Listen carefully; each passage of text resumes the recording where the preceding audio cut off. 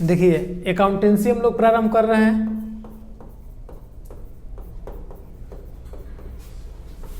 लेखा शास्त्र,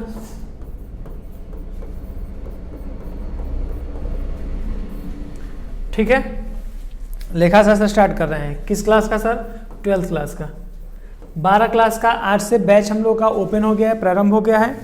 जो भी बच्चे अभी तक नहीं जुड़े हैं अब जुड़ जाइए, नहीं तो फिर बाद में सिलेबस निकल जाता है तो फिर पछताना पड़ेगा आपको।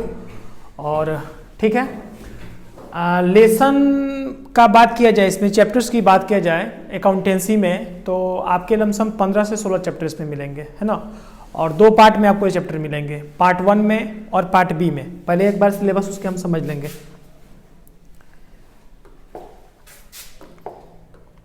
एक बार पहले हम लोग सिलेबस उसका समझ लेते हैं।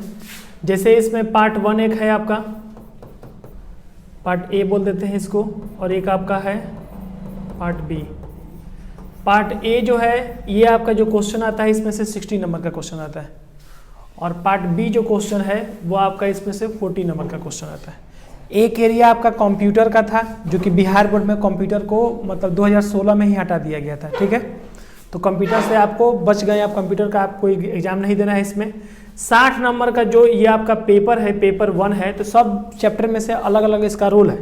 यदि हम इसमें रोल की बात करें तो देखिए सबसे पहला आपका चैप्टर देखिए यहीं पर आपको दिख जाएगा टोटल।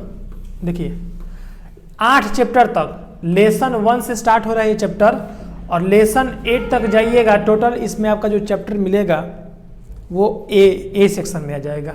9 चैप्टर से जो चैप्टर स्टार्ट है और 16 चैप्टर तक जो गया है वो आपका चैप्टर पार्ट बी में जाएगा। समझ में आ रहा है हम क्या बोल रहे हैं? अब दिख रहा है स्क्रीन पे सबको?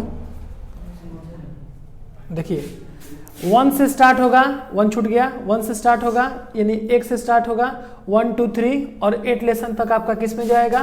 पार्ट ए में जाएगा सर, पार्ट ए में है, जो कि पूरा 60% का क्वेश्चन जो होता है वो इसी में से आता है। और 9 चैप्टर से स्टार्ट होगा और 16 चैप्टर तक जो जाता है इसमें से कितना नंबर का आता है? ये पार्ट बी हो गया हम लोग का, पार्ट बी हो गया। ये आपका 40% का सिलेबस हम लोग का कवरअप होता है, ठीक है। तो हम लोग सबसे पहले पार्ट 1 से स्टार्ट करेंगे, लेसन 1 से स्टार्ट करेंगे। तो लेसन 1 जो हम लोगों का है तो इसका नाम है accounting for non profit organisation, जिसको एनपीओ का नाम से हम लोग जानते हैं। देखिए यहाँ पर पहला जो चैप्टर है accounting for non profit organisation, ये एनपीओ के नाम से जानते हैं। इसमें से आपका 12 से 15 नंबर का क्वेश्चन हर साल आता है। किसी साल 12 नंबर का क्वेश्चन आता है तो किसी साल आपका 15 नंबर का आता है। हाल में जो 2 एग्जाम हुए हैं आपके, 2022 में एग्जाम हुआ, 2021 में एग्जाम हुआ, तो इससे पूरे 15 नंबर का आपका क्वेश्चन जो है वो आया है इस एग्जाम में। अब की 2023 में भी आशा किया जा रहा है कि अब की बार वाला भी वो होगा। आप लोग 24 में एग्जाम दीजिएगा। Accounting for partnership form fundamental, ये जो चैप्टर है इसमें से केवल 5 नंबर का आपके एग्जाम में आएगा। Goodwill meaning nature and factors elements जो होता है इस चैप्टर में से भी आपका 5 नंबर का आएगा।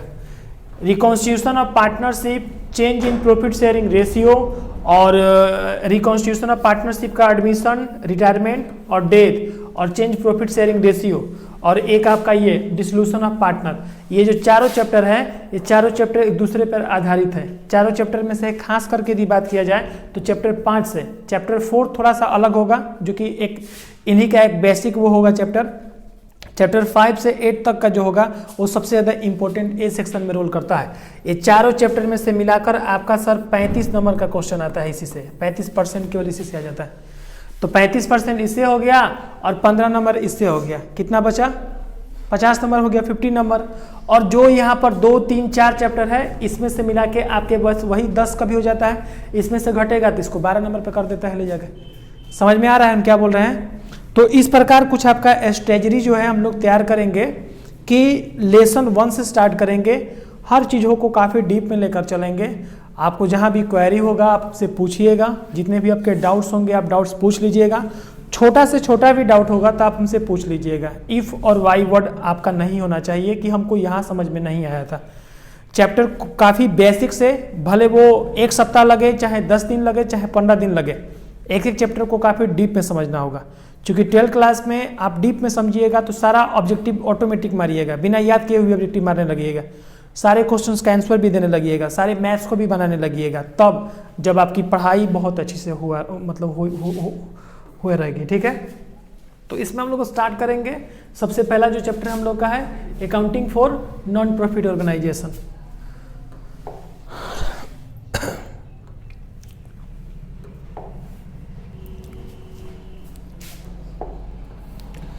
यूट्यूब चैनल पर नए होंगे तो सब्सक्राइब कर दीजिएगा, है ना, और अपने फ्रेंड जो भी आपके कमर्शियल फ्रेंड होंगे तो उन पे आप शेयर कर दीजिएगा, ठीक है ना।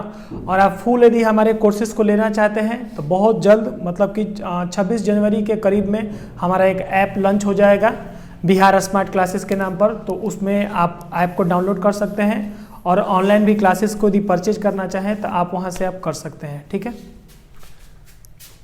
जो दूर के बच्चे हैं उनके लिए है, जो नज़दीक के हैं उनके लिए ऑफलाइन बेटर ऑप्शन है। ठीक है, देखिए यहाँ पर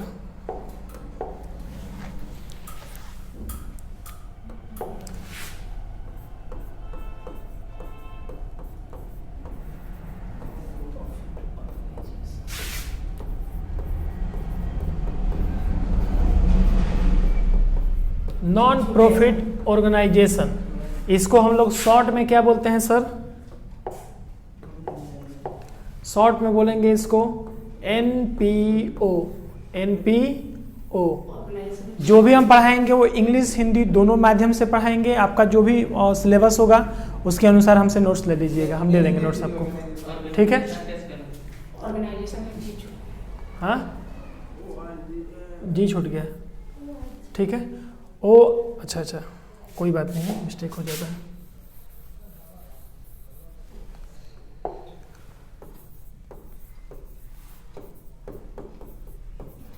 ठीक है, ऑर्गेनाइजेशन हो गया आपका। ऑर्गेनाइजेशन का मतलब होता है संस्थान।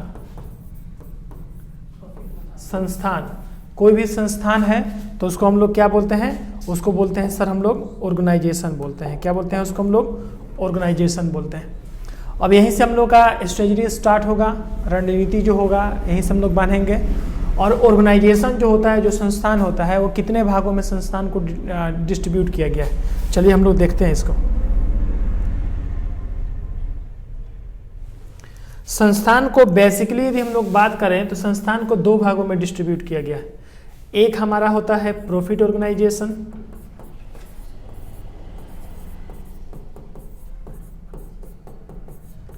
और एक होता है हमारा नॉन प्रॉफिट ऑर्गेनाइजेशन।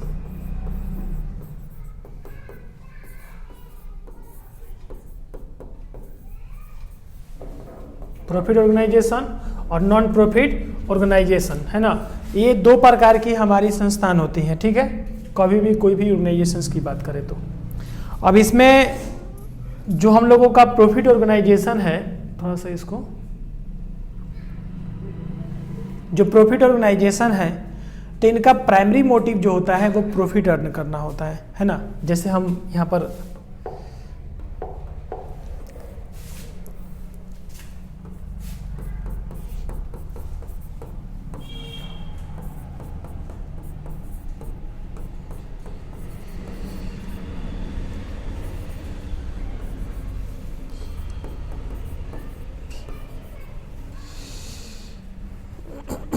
ठीक है, वीवो, नोकिया हो जाएगा। देखिए यहाँ पर जैसे हम प्रॉफिट ऑर्गेनाइजेशन में कुछ संस्थानों की बात कर रहे हैं, Tata company, Airtel company, idea, Vivo, Nokia, Samsung, Oppo, Sparky, Bajaj, या फिर पानासोनिक का एसी है, एसी, बेंचमार्क, जितने भी ये सब कंपनी है, फिलिप्स का बल्ब होता है, ये जितने भी कंपनी है ये सारे कौन से कंपनी होते हैं? ये सारे हमारे प्रॉफिट ऑर्गेनाइजेशन कंपनी होते हैं। इनका जो प्राइमरी मोटिव होता है वो सोशल वेलफेयर नहीं होता है, इनका प्राइमरी मोटिव जो होता है वो प्रॉफिट अर्न करना होता है ना। यदि हम दूसरी ओर बात करें हम लोग नॉन प्रॉफिट ऑर्गेनाइजेशन की, जिसको हम लोग NPO के नाम से जानते हैं, इसमें कौन कौन सी कंपनी आती है? ICAI कंपनी नहीं, एक संस्थान है, ICMAI,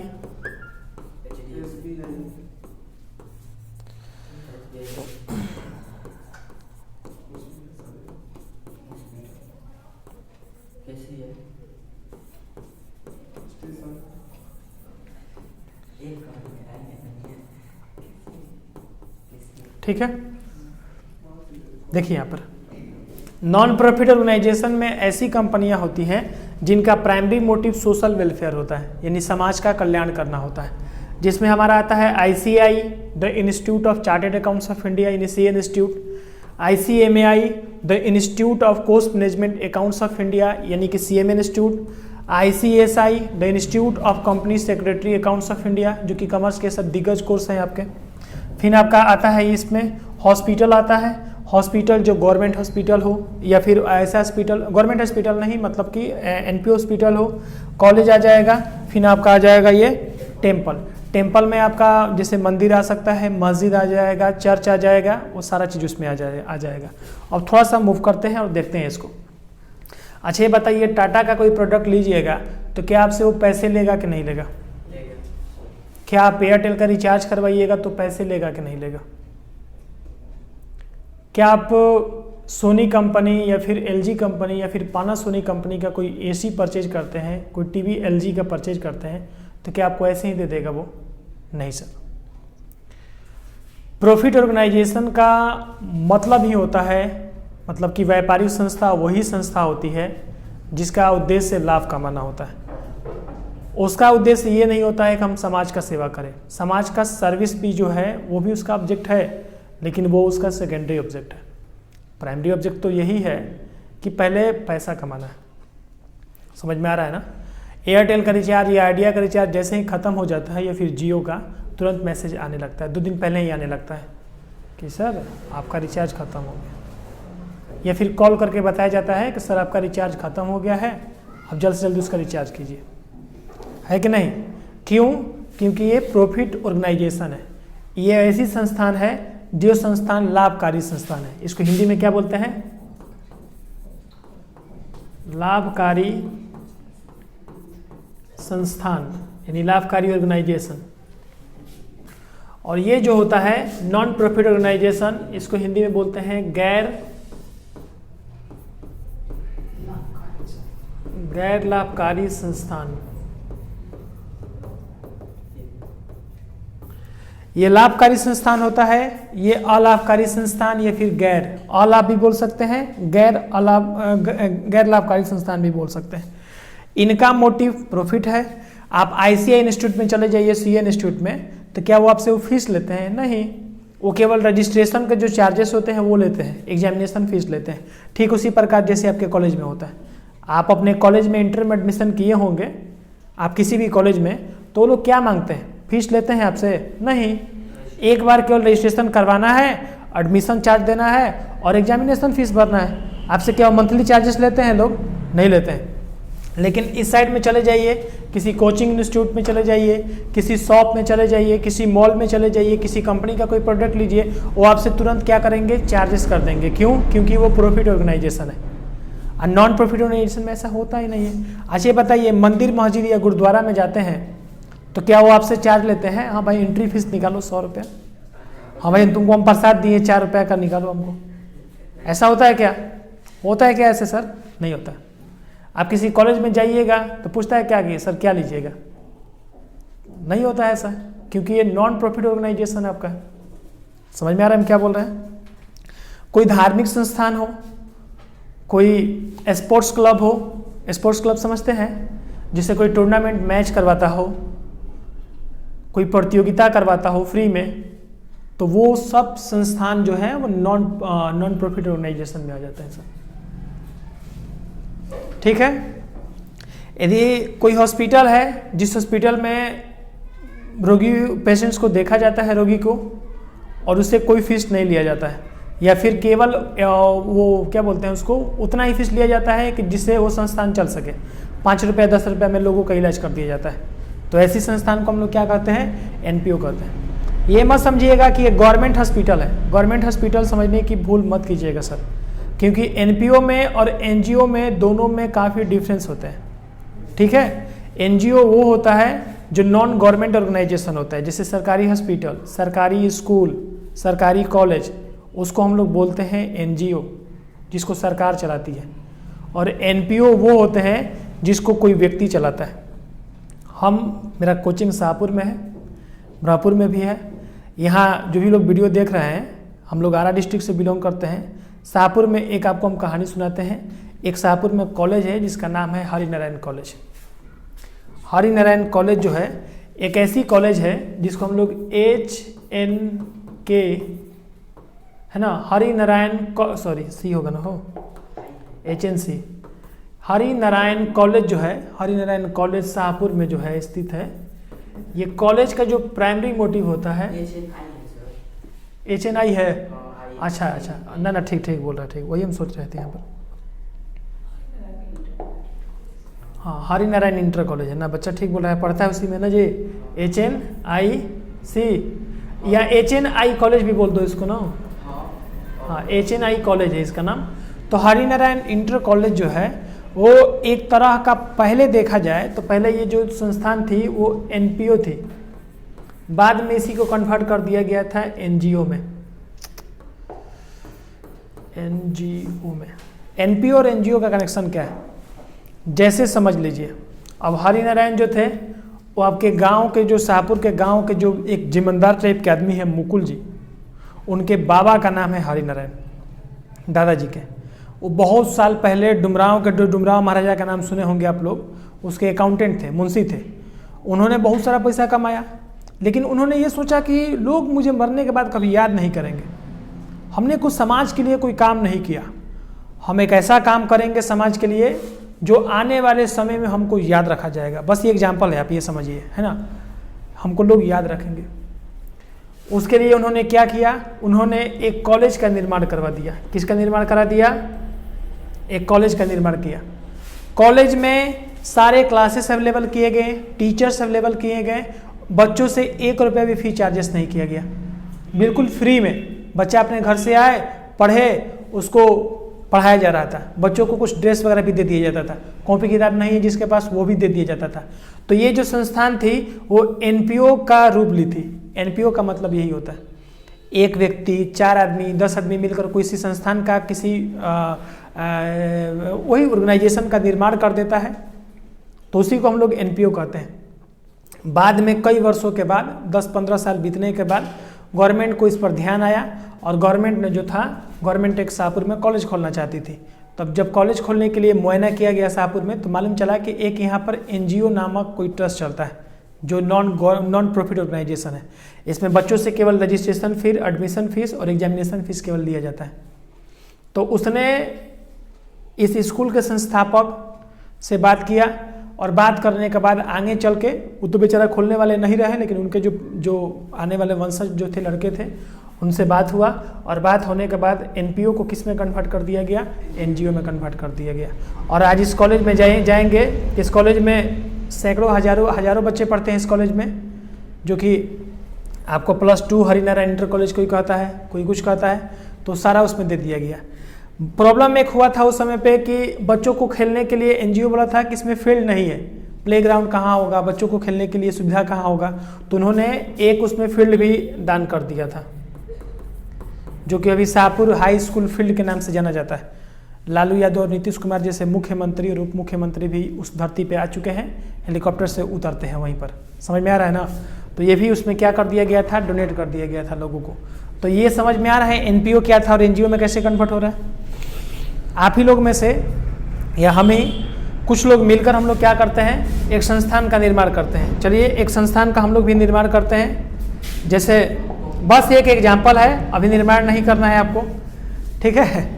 हाँ, तो हम लोग एक NPO का निर्माण कर रहे हैं। हम लोग सोच रहे हैं ना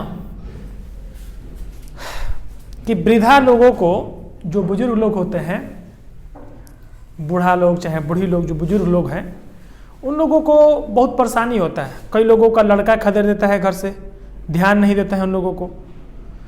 उन लोगों के नाम पर एगो संस्थान बनाना चाहिए। तो हम लोग क्या करेंगे, हम लोग एगो संस्थान बना देंगे जहाँ पर जो भी बुजुर्ग होंगे उनको इसमें रखा जाएगा। बस उनसे केवल रजिस्ट्रेशन फ़ी,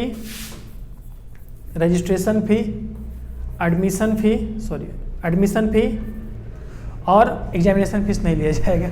एक बार का जो भी एंट्रेंस फ़ी होगा यहाँ पर, एक बार का वो एंट्रेंस फ़ी ले लिया जाएगा।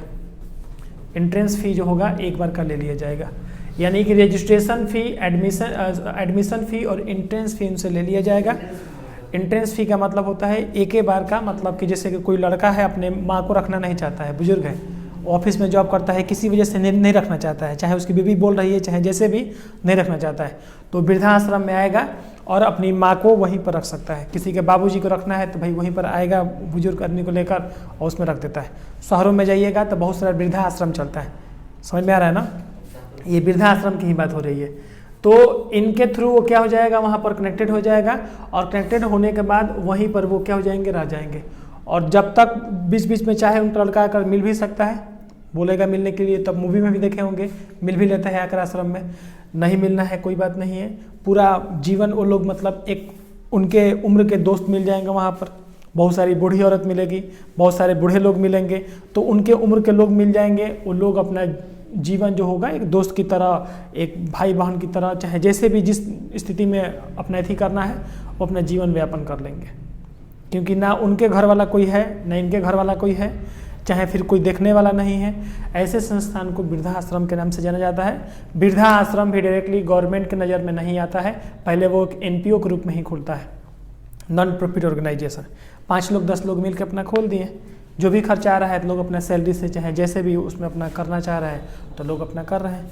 आगे चल के यही संस्थान जो होती है जो गवर्नमेंट के नज़र में आ जाती है, तो गवर्नमेंट के नज़र में आ जाएगी तो NPO से वो NGO में कन्वर्ट हो जाएगी।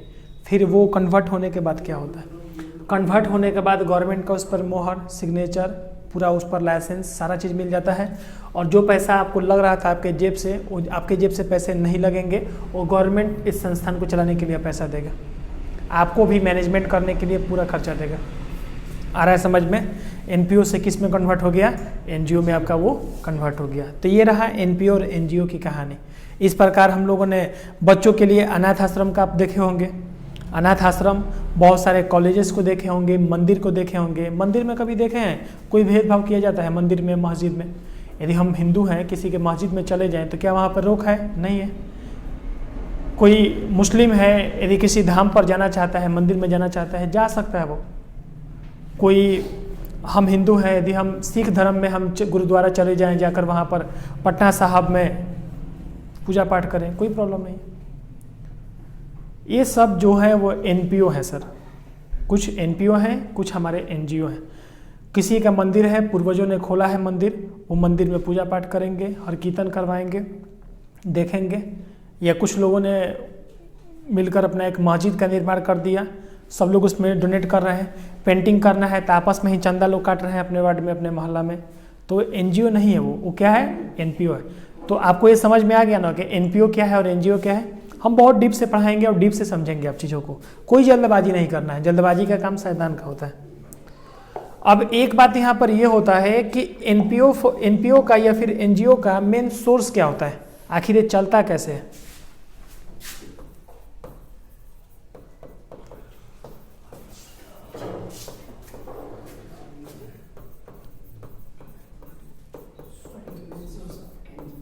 ठीक है, सोर्स सही है। What is a main source of NPO? सारा थ्योरी में मिल जाएगा, लिखने की आवश्यकता नहीं, आपको बस समझना है यहाँ पर। अब इसके बाद हम समझाने के बाद वो PDF में फिर हम चलाएंगे भी वो सब, अभी आराम से आप देखिएगा, केवल थ्योरिकल में प्रैक्टिकल नोट्स चल रहा है, ठीक है। What is a main source of NPO? NPO का यानी नॉन प्रॉफिट ऑर्गेनाइजेशन का मेन सोर्स क्या है sir? There are many source, जैसे डोनेशन, सब्सक्रिप्शन,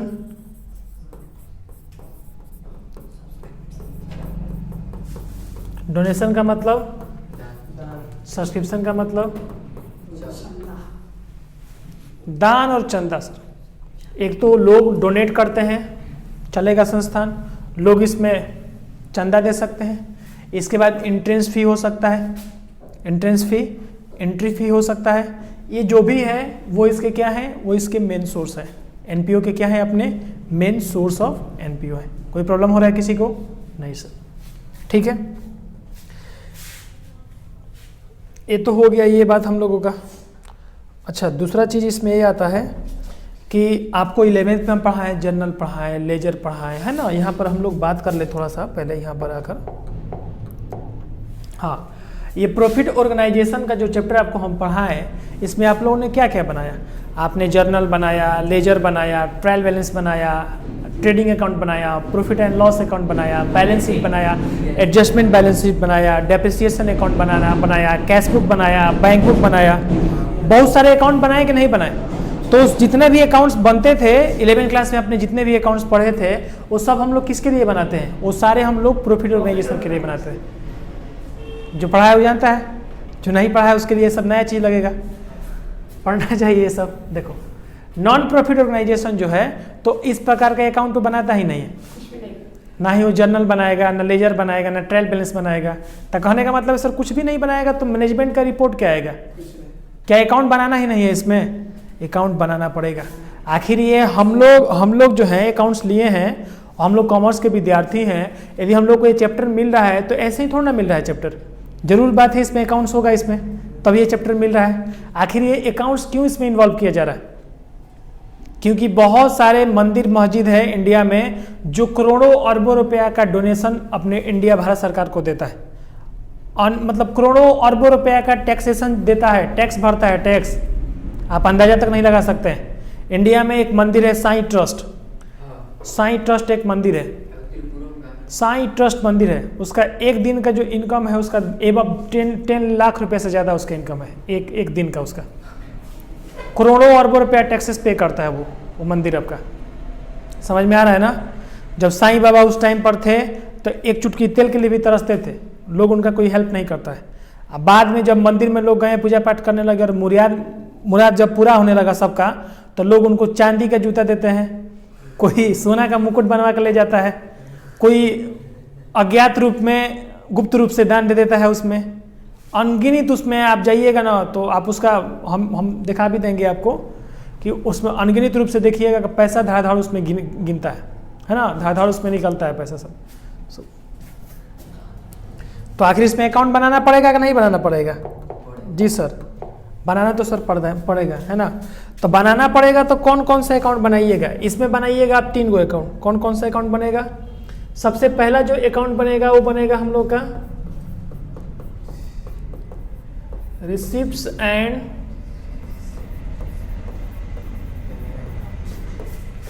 पेमेंट अकाउंट। दूसरा बनेगा income and expenditure account, income and expenditure account. और एक स्टेटमेंट बनेगा बैलेंस शीट। ठीक है, इसमें 2 अकाउंट बनाने हैं, एक आपका रिसिप्ट्स एंड पेमेंट अकाउंट और एक बनेगा इनकम एंड एक्सपेंडिचर अकाउंट, और एक जो बनेगा वो बनेगा आपका बैलेंस शीट बनेगा। कुछ इसका फॉर्मेट देख लीजिए, इसका फॉर्मेट किस प्रकार बनाएंगे हम लोग।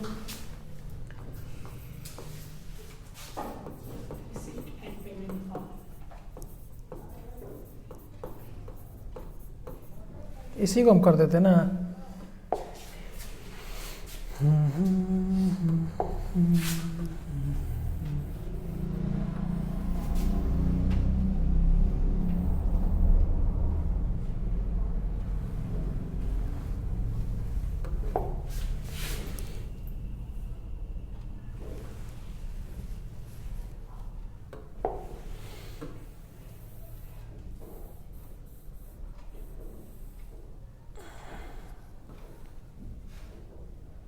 क्या छूट गया? हाई कहाँ गया है? बी वाला है, हो गया इसका।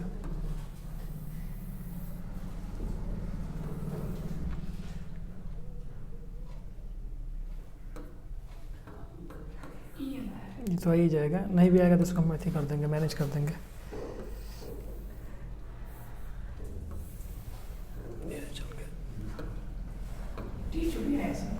हो जाएगा, हम कर रहे हैं मैनेज।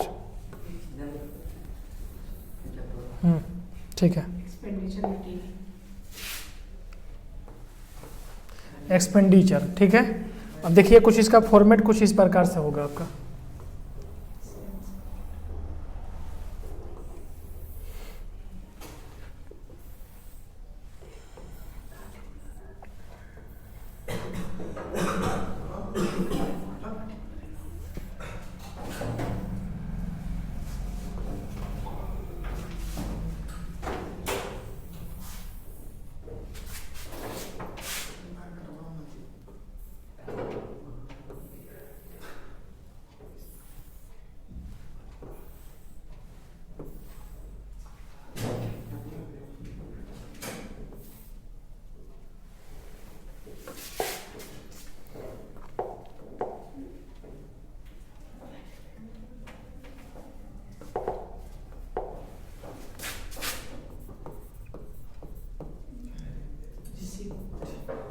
रिसिप्ट्स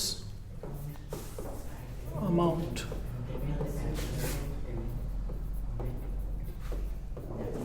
पेमेंट्स,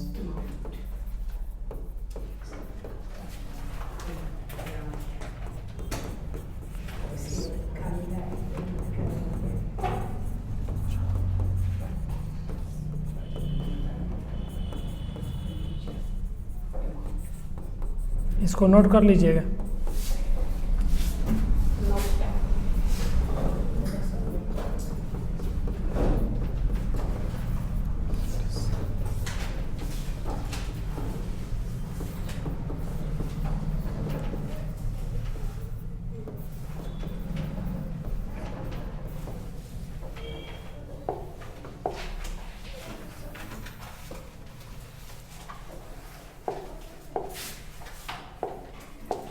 देखिए यहाँ पर रिसिप्ट्स एंड पेमेंट अकाउंट जो होता है ना, ये कैसा अकाउंट होता है पहले इसके बारे में हम लोग समझेंगे। लिख रहे हैं तो थोड़ा 2 मिनट के लिए रुक जाइए, समझ लीजिए पहले इसको।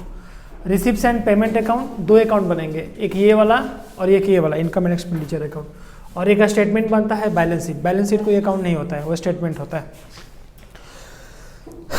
देखिए यहाँ पर रिसिप्ट्स एंड पेमेंट अकाउंट में जितने भी रिसिप्ट्स होंगे यानी कि जितने भी प्राप्ति होंगे, जितने भी क्या होंगे, प्राप्ति होंगे, और जितने भी व्यय होंगे, व्यय समझते हैं यानी कि भुगतान भी बोल सकते हैं इसको। जितने भी भुगतान या खर्च होते हैं, जितने भी भुगतान या खर्च होते हैं, पेमेंट उसको कहा जाता है। जितने भी आपके खर्च होंगे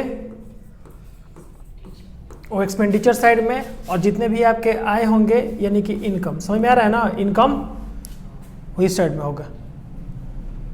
रिसिप्ट साइड में पूछा भी जाता है कि रिसिप्ट्स एंड पेमेंट अकाउंट कैसा अकाउंट है, तो कहा जाता है कि receipts and payment account is a real account. Receipts and payment account कौन सा अकाउंट है, real account. It is a summary of cash book, it is a summary of cash book, notes में करवाएंगे, अभी ऐसे ही समझा रहे हैं। It is a summary of cash book. और रिसिप्ट्स एंड पेमेंट अकाउंट जो होता है वो राइट, और एक देखिए, एक राइट हो गया, एक लेफ्ट हो गया, तो show on the left side receipt all receipts and show on the right side all the payment. 3 को अंतर हो गया। एक और चीज होता है कि इसका जो नेचर होता है वो कैपिटल नेचर,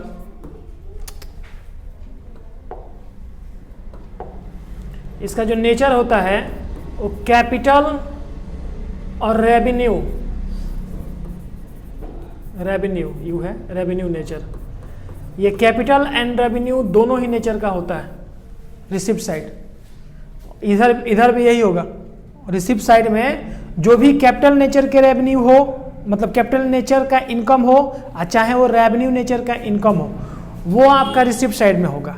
चाहे वो कैपिटल नेचर का खर्चा हो, चाहे वो रेवेन्यू नेचर का खर्चा हो, दोनों ही नेचर को इसी में इन्वॉल्व किया जाता है। समझ में आ रहा है ना। 11th में आपको हम पढ़ाए होंगे कैपिटल नेचर और रेवेन्यू नेचर, समझ में आ रहा है ना। कैपिटल नेचर का मतलब देखो क्या होता है, नहीं भी पढ़े हो तो कोई दिक्कत नहीं है।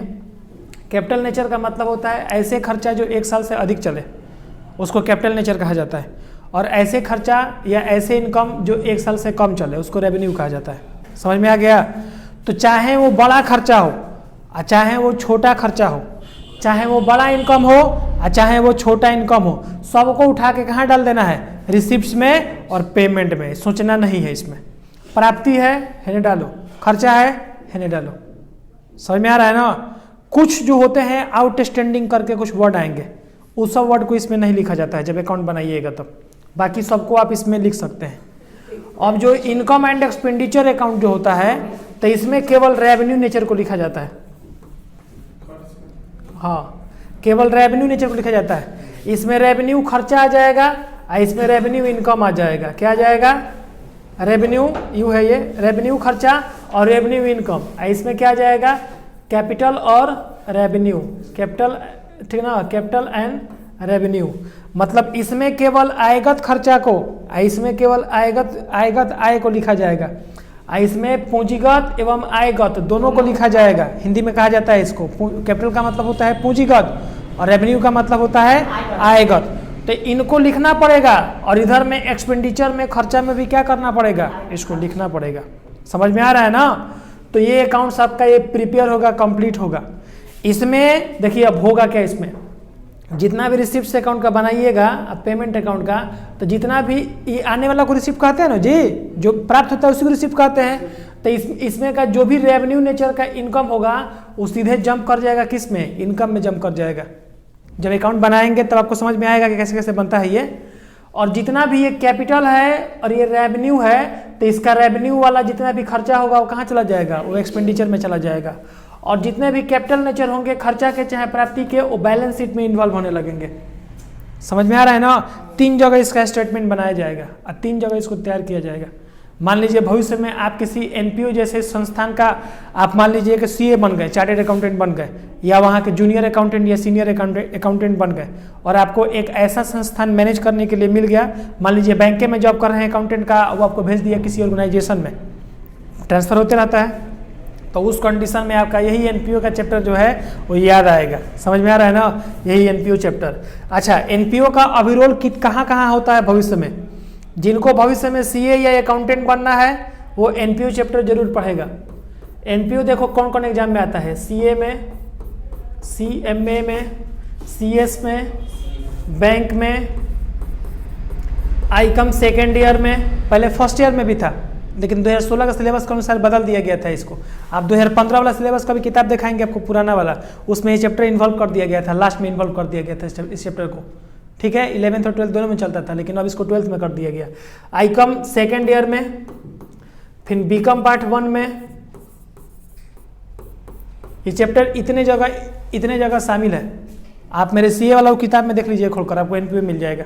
आप एमबीए में भी है, अभी एमबीए छुट्टी रहता है वो, एमबीए में भी है, और बीबीए का जो कोई प्रिपरेशन कर रहा है तो बीबीए में भी उसको नॉन प्रॉफिट ऑर्गेनाइजेशन पढ़ना है। इसके अलावा आप मैनेजमेंट और कॉमर्स के हर फील्ड में जहाँ भी है एक बार एनपीओ से दर्शन जरूर हो गए, एनपीओ से भेंट होना ही है ना आपको। समझ में आ रहा है ना। तो चैप्टर आपको 12th में केवल 12 से 15 नंबर दिलाने वाला नहीं है, ये चैप्टर भविष्य में भी बहुत ज़्यादा काम में आने वाला है चैप्टर है। ठीक है, समझ में आ रहा है क्या बोल रहे हैं ना। अकाउंट्स कितने तैयार होंगे, 2 गो, रिसिप्ट और receipt payment, income and expenditure, प्राप्ति और भुगतान खाता, आय और व्यय खाता, आर्थिक चिट्ठा यानी बैलेंस शीट एगो स्टेटमेंट तैयार होगा। इसमें कैसे नेचर को लिखेंगे, पूंजीगत एवं आयगत, लिखिए इसको, पूंजीगत एवं आयगत, कैपिटल नेचर, रेवेन्यू नेचर दोनों इन्वॉल्व है, रिसिप्ट साइड में भी या पेमेंट साइड में भी।